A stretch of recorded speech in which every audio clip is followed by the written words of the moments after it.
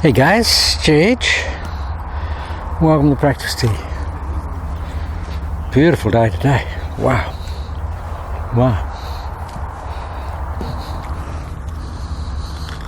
I mean double wow.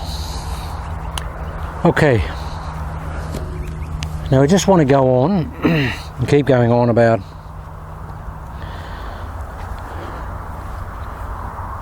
the momentum set, JH's old new swing. Now guys, what I want to do today is really emphasize the simplicity of this. I really haven't done a great job of explaining the simplicity. And it's clearly evident by some of the comments that I get back from some of my students and some of the guys on my channel. This is a one thought, one process swing. It's no more, it's no less than that.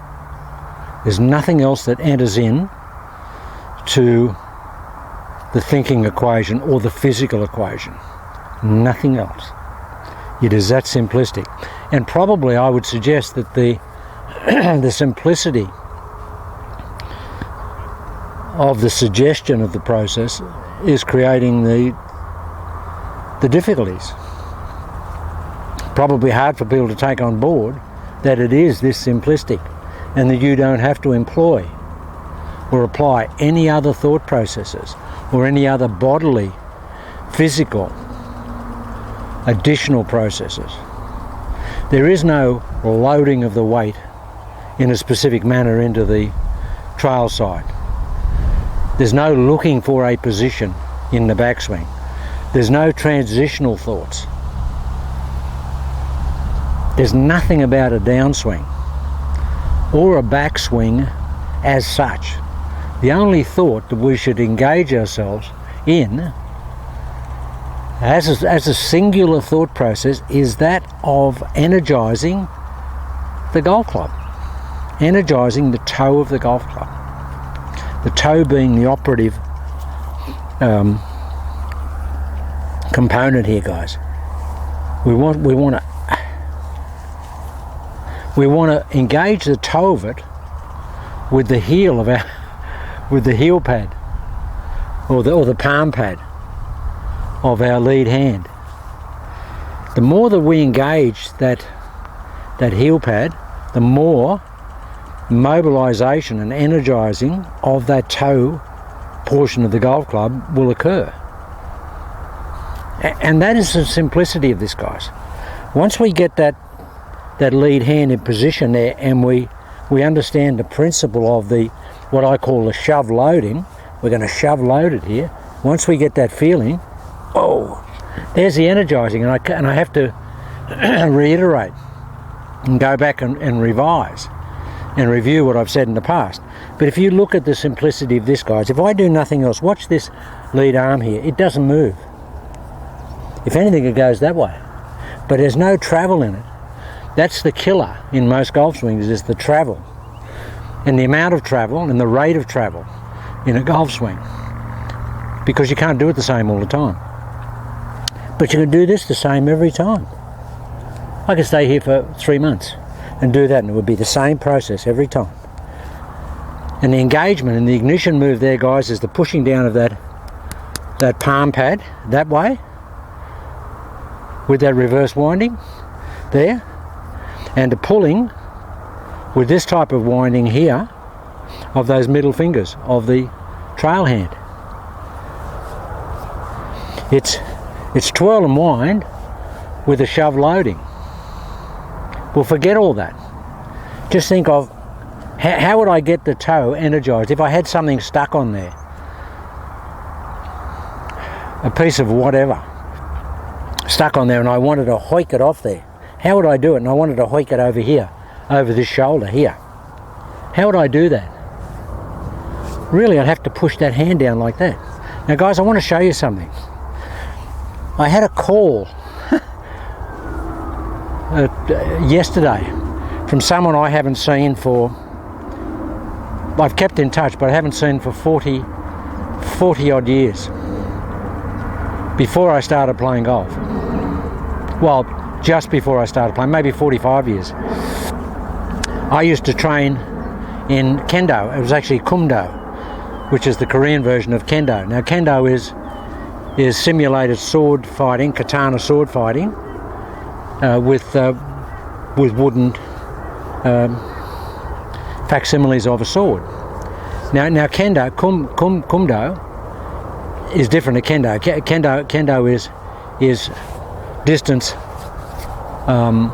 fighting with lots of distance activation and long slicing processes.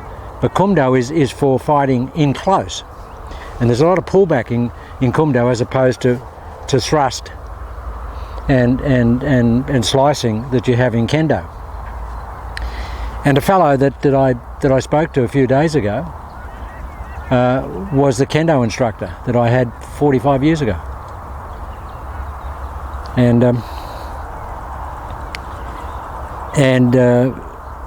he's got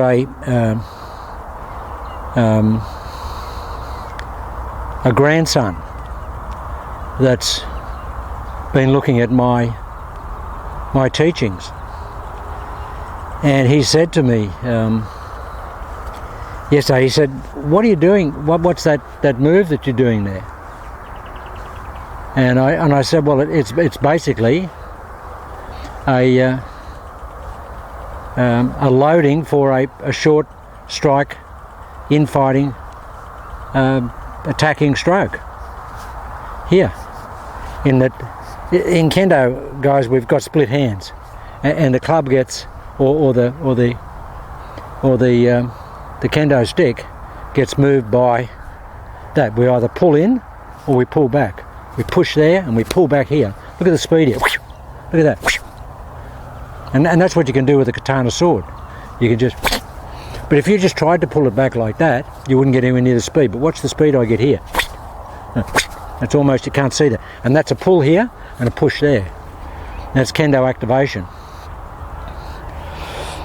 So anybody that's been exposed to Kendo or Kumdo, which is different to Kendo because it's in closer, and they have a lot of back pull and a lot of backloading, as well, most of the time. So Kendo is normally in this posture here, and it's always out in front, and it's always from these loadings here. There's a lot of just vertical downs, side slices, undercuts, all that type of thing. Whereas Kumdo is in, under, and it's all very, very close. A lot different. And what my old instructor said, that he said it looks like you're employing some of your old Kumdo activators, and I'd never thought about it, guys, because I hadn't had split grip. But it's exactly the same as Kumdo activation. Look at that. I mean, that's pretty quick, isn't it? And all I'm doing is a push down, pull back. Now I do the same with the hands together, because we don't want to load the club that quick. But that is the essence of it. Yeah. And that's it. You can actually get that feeling. Get a shaft with no head on it, and get this feeling, because that's the action, guys. What slows it down is the weight of the head, clearly, but that is the action. That's the actual action. It's a push down, pull up in situ. Yeah. Now that really moves very, very quickly. But essentially that's what the swing is, and that is the simplicity of it. We don't need to do any more than that. There's no requirement to do any more than that. Because what happens is when you load the club, with that, wow, that feels heavy after that. But when you do that, when you load it here, and if you get a proper katana, Japanese katana sword, samurai sword, I mean, they're so beautifully balanced, and they're just, they're impeccable, the balance on them. Yeah, a real, couple of 100-year-old or 300-year-old katana with the beautiful craftsmanship and swordsmanship of the original makers. It's just a joy to have in your hands. It's like a rifle, like a fine rifle. Any fine instrument. That's the difference. I digress. But here we go, guys. This is all we want. We just want this. We just want a Kendo load. Now I'm doing that quickly. Kendo load. Now you can do that. Get a golf club and that will give you the feeling. Now that will be highly exaggerated in terms of the rate of loading that we're getting going here. But you really need to do that. And then you can get, once you've got the feeling of that head, and you've got the feeling of throwing that piece of whatever on the toe of it off, and getting the head moving this way. Ooh. Ooh. Guys, I load the club, the shaft on the backswing more than I do on the downswing. I actually load it because I'm pushing the handle down against the momentum of the head. Well, I'm pushing the handle down to create the momentum in the head. And I'm not giving up that push down, ever. So I always feel that head being loaded. That's the secret. Don't give up that push ever. Don't give it up.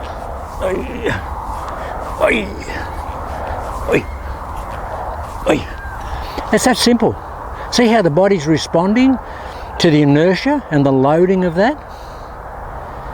All the things that you think about, or I'm not saying all of you guys think about, but the general rank and file club golfer thinks about all the positions of a golf swing and how he has to blend all those positions into a homogeneous, harmonious motion.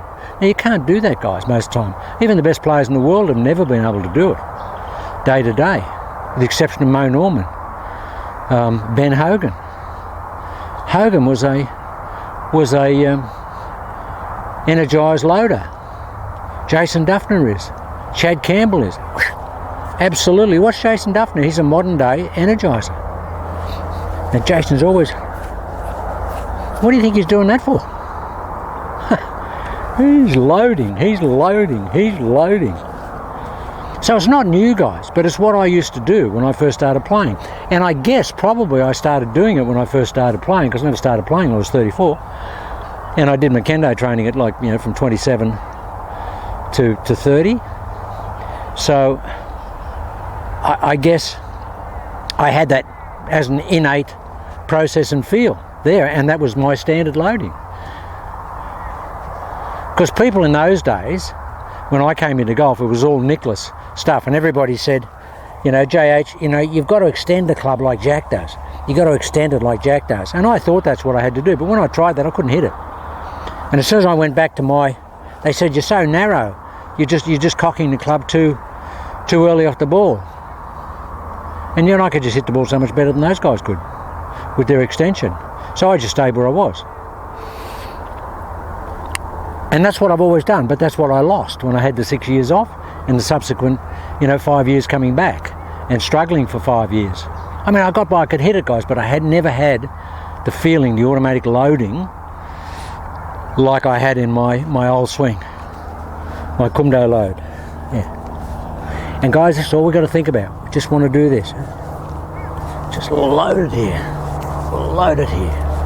Load it here. I promise you, if you think about that, you can't think about anything else. There's nothing else in the golf swing you can think about. How can you think about anything else when you've got that much inertia going on?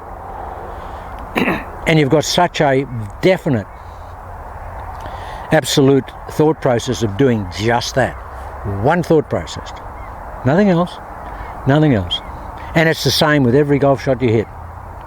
Every single solitary shot you hit. With the exception of little chips around the green where you can wind and load, which you'll see in some of the other videos I did a couple of days ago, which will probably go up on the channel tonight. But with the exception of where you're not lifting the club, where the club's not gaining any elevation, you will Kendo load everything, just even a little pitch. You'll Kendo load everything. Now guys,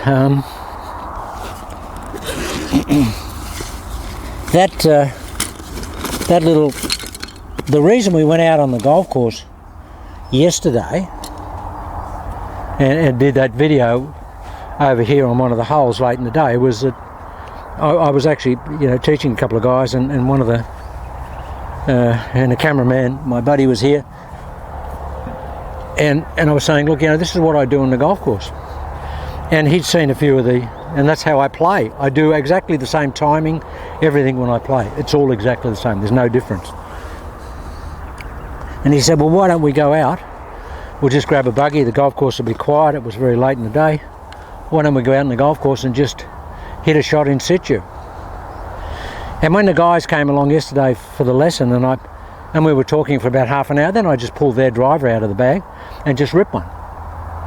And they were stunned. They said, well, you don't have any warm-ups? I said, I don't need any warm-ups. If I'm going into a warm-up phase, I'm going to be thinking about something else. Maybe the warm-up, maybe something else. You know, I might just have a loosener, but I'm not having a warm-up golf swing as such. Because I know what I want to do. I've just got that one thought in my mind. And they both had 2 new drivers each. And I took those 4 drivers and I hit 4 shots with each of them, and they were all exactly the same. They were all brand new balls, and we went up and picked them up. And they were all in like a 15-yard circle. And they were just this dead set cold golf swing, which is what I did on the golf course. That's how I play golf. And guys, I want to emphasize, you don't have to think about anything else. Don't think about, you know, where am I going on the backswing? Where am I getting here? Where's the load going? Don't think about it. Just think about pushing down and pulling up and getting this going as quick as it can, or with as much inertia as it can, so it wants to go here and it wants to pull you in that direction. Like this.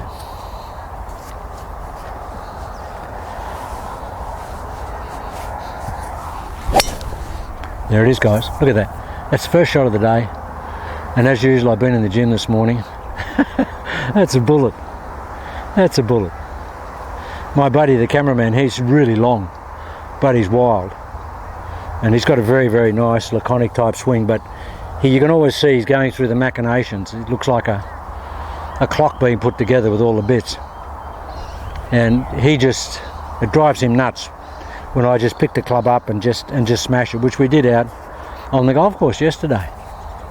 Now that's just a perfect golf shot. That's all I'm thinking about. So the whole point of this video today, guys, is to don't go off on any tangents other than this. We just want to do that. Ooh, throw it here. Very Lee Como. Lee Como does, I don't know what his keys are, but very much that. I know that he hangs on very tight with his right hand, so he may activate it with his right hand pulling it up. I know he does a bicep curl, but I don't. I do a push down and a pull up. Here. There. Whoa. Whoa. And guys, if you want to do it with a hinge, do it with a hinge. You want to do it with a hinge? I find it easier to do it with a cocking action because it becomes more vertical. And that's the other point I want to make. All these golf swings will feel vertical, and they should feel vertical if you're doing it correctly. They won't be as vertical, a driver won't be as vertical as a wedge because you're further away and the swing is more inclined. And we have different pitch angles on our back, clearly because of the length of the golf club. But they should feel like they're very vertical. They should all feel like they do that. And if you do that and do that, they will feel like that. And that's what you want. You want that feel in every shot. The long clubs and the short clubs. Every club, it's just that vertical feeling. I feel like it's there. I feel like the club goes right here. There.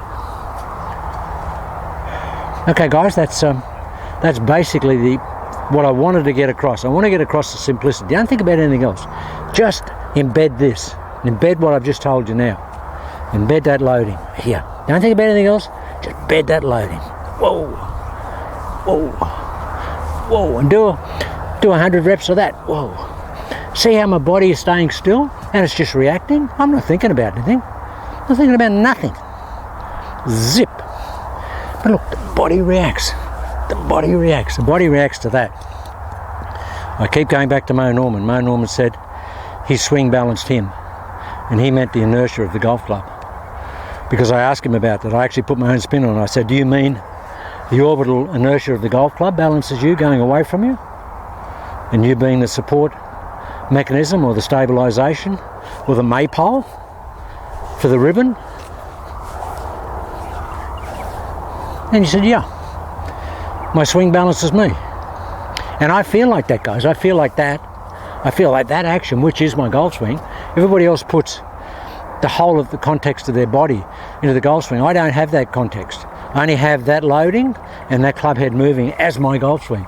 Everything else is superfluous to my thoughts and needs of thinking. They are superfluous to my needs of thinking. This is all that matters, and this creates all the other things. And for you guys, it'll give you a one thought, one process, one activation golf swing. It's as simple as that. Okay, guys, have a look at that. I'll just see what the light's like. A few people have said they want to see some downrange flight. I'll just see if it's any good here with the light the way it is, and we'll come back and hit a few shots.